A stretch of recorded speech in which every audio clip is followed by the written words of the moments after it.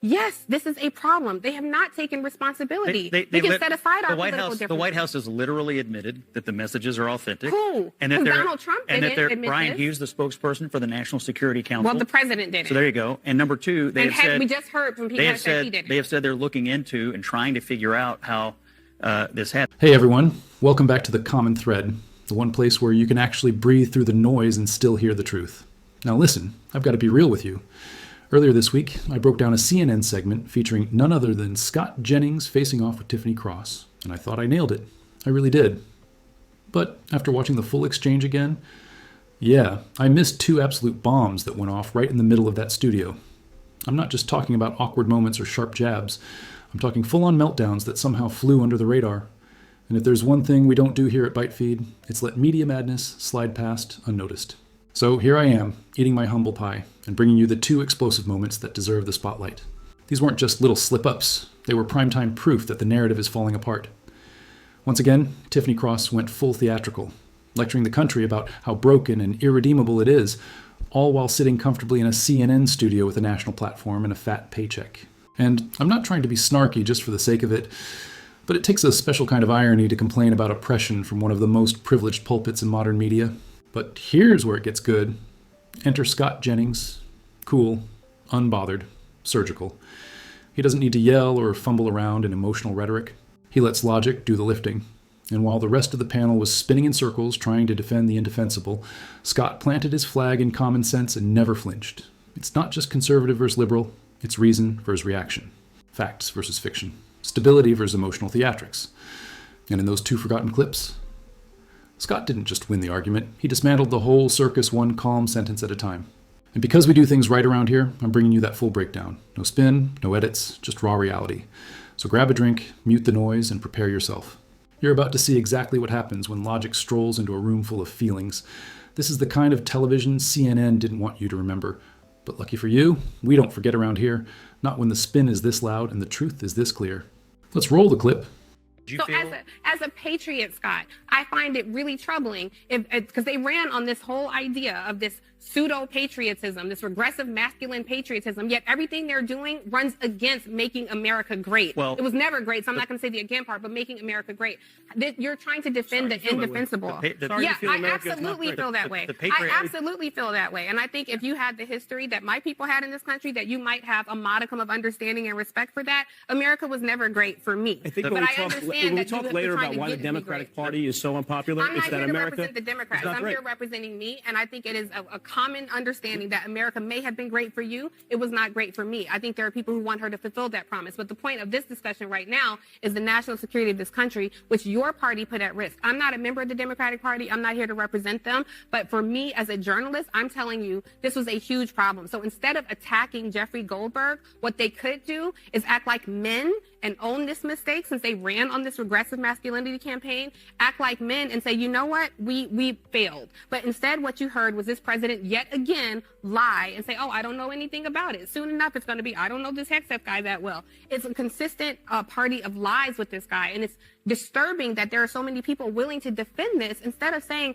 yes, this is a problem. They have not taken responsibility. They can set aside our political differences. The White House has literally admitted that the messages are authentic. Cool. And that Donald Trump didn't admit Brian this. Hughes, the spokesperson for the National Security Council. Well, the president did it. So there you go. And number two, we just heard from people that said he did it. They have said they're looking into and trying to figure out how this happened. You know, you raise the issue of patriotism.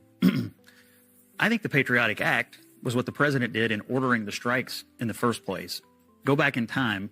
It was Biden who took the Houthis off the terrorist list and let this problem fester for 4 years. The only reason this situation occurs today is because they've been harassing ships, harassing our Navy, and finally Trump shows up, redesignates them, goes to war. The ships are still not using the Red Sea, though. Goes to war. The ships have not returned to the Red Sea. And the strike and the military precision at which it was carried out was incredible. So what we have here, you raise the issue of patriotism. The Patriotic Act is for the commander-in-chief to do the right thing. All right, let's talk about something that genuinely made my blood boil. Once again, Tiffany Cross took center stage and delivered what can only be described as a masterclass in selective outrage. She looked straight into the camera, broadcasting to millions, and declared that America was never great for her. Now, I want to pause right there. That's a powerful claim. But coming from someone who's achieved national prominence, earns a healthy paycheck, sits on elite panels, and influences public discourse daily, it's a statement dripping with contradiction. Listen, no one's denying the pain in America's past. Slavery, segregation, systemic injustice, these are chapters that stain the history books and should never be forgotten.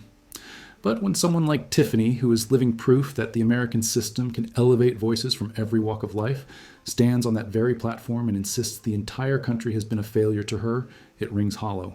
She's not a nobody crying out from the margins. She's a nationally recognized journalist on a major network. That's not oppression, that's opportunity. And here's the deeper issue. When Tiffany perpetuates the narrative that America is irredeemable, she's not just expressing personal pain, she's sending a signal to every young viewer watching. This system is built to destroy you. You have no shot. And that's a lie. A dangerous, corrosive lie. Because for every child growing up in a tough neighborhood, trying to dream beyond their zip code, that message doesn't inspire, it discourages. It tells them, why bother? Let's be real. Tiffany Cross is part of the American success story, whether she wants to admit it or not. She climbed the ranks. She built a career.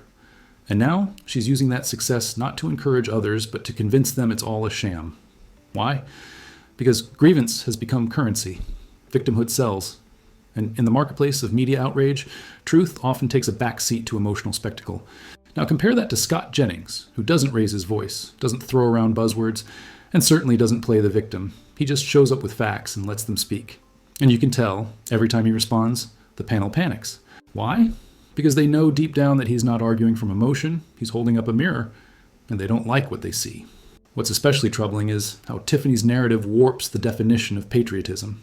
To her, criticizing America endlessly while enjoying all its privileges is somehow an act of bravery. But real patriotism, the kind that builds, not burns, is about wanting to improve your country without pretending it's beyond repair. It's about acknowledging the flaws while also celebrating the progress. And when you have a platform that reaches millions, you have a responsibility to get that balance right. Tiffany chooses not to. And maybe that's the scariest part, because there's a generation coming up watching people like her, mistaking bitterness for truth and resentment for wisdom. If all they hear is that this country is a lost cause, they'll never try to fix it. They'll just opt out, stay angry, and let the loudest voices define the story. But there's another way, and thankfully, voices like Scott Jennings remind us of that every time he speaks. All right, rant over for now. But buckle up, because what comes next is just as wild, if not worse. Let's keep going. Yeah, we're talking about the Alien Enemies Act here. We're talking about using this wartime powers to attract what they call gang members. But there is still a human rights issue, and the way that these people are treated is completely inhumane. And the fact of the matter is, if these were white babies being stripped from their families, if these were white men with families, there would be a whole different level of humanity extended to them. And I don't see that happening. The way these people are treated is absolutely criminal. Yeah. Yeah. Scott, very quickly. I mean, obviously, there's a huge dispute between the executive branch and the judiciary over who's got what authority to do what here. I think the Trump administration has an argument to make.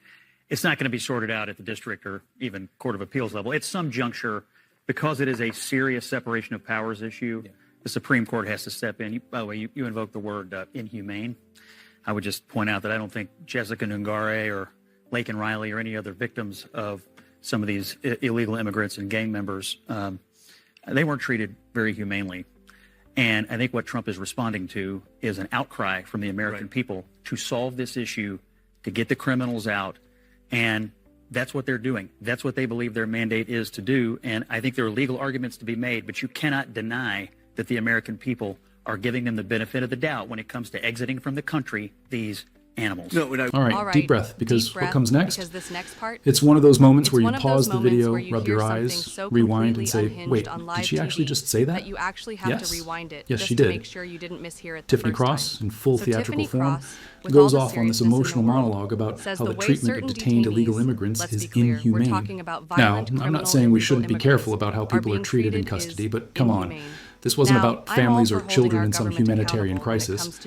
We're talking about convicted criminals, people who have committed violent offenses, gang leaders, traffickers, and repeat offenders. None, no data, but for Tiffany, no evidence, that doesn't just matter, vibes. Because in her world, even the most dangerous individuals apparently deserve VIP treatment. And then, without warning, she takes it up another level of unhinged. She compares these adult criminals being deported to, wait for it, white These babies. aren't kids caught Yes, crossing you heard a border. me right. These are individuals Tiffany convicted Cross of literally serious says that crimes, if these were murder, white babies being sexual ripped assault, from their gang families, violence, the country would care and more. Tiffany's priority Let that on sink national in. television is to She sound the equates gang alarm on members their and treatment violent in felons with custody. babies, With all due as if respect, toddlers are being we've got sent to inflation, ICE detention global after nap time. instability, a mental I health mean, crisis, this isn't just and an economic exaggeration, pain it's across the delusional. country. It's so And far this is removed what from gets the reality that it spotlight. sounds like But hold satire, on, but it's not. because it gets even It's wilder. CNN.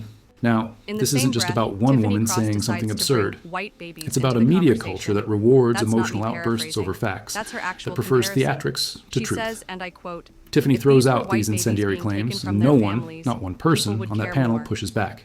Not Now, a hold I'm on, sorry, what? not a We're can you talking about clarify, violent not even a adults being wait, what are you deported. talking about? And Tiffany Cross wants to Nothing, compare just that blank to stares and nods, as if what babies? she said made any sense at all. I must have missed the And story that about silence? toddlers committing That's felonies complicity. at the southern border. That's how misinformation Look, spreads, kids not just grow from the up mouths fast of these days, pundits, but but I from the didn't know we lips had sealed 18 shut around month-olds them. joining cartels. And The look, mental if Tiffany Cross gymnastics really cared required about to the follow her vulnerable, logic would why isn't she qualify using for her Olympic platform to gold. talk about the black It's as unborn if she's not babies even aborted by trying to the make hundreds of sense. thousands every Just year? tossing Why race isn't she into standing every up for the topic inner like city it's children seasoning, growing up in hoping crime-ridden it'll flavor up neighborhoods an where the otherwise gangs empty she's talking defending point. are the ones But pulling the here's the triggers? part that gets to No, me. instead Tiffany she chooses Cross to wants weep on us to air care for the about ones how who caused the violent criminals chaos, are the treated. ones who destroyed But when lives. it comes to the actual Because vulnerable, that fits her narrative. the innocent, That keeps the outrage the machine running. defenseless, That's what like gets the the applause hundreds on of social thousands media. of unborn And while black she spins children that tale of aborted every year injustice, in America, Scott Jennings suddenly calmly the cuts passion through the disappears. nonsense.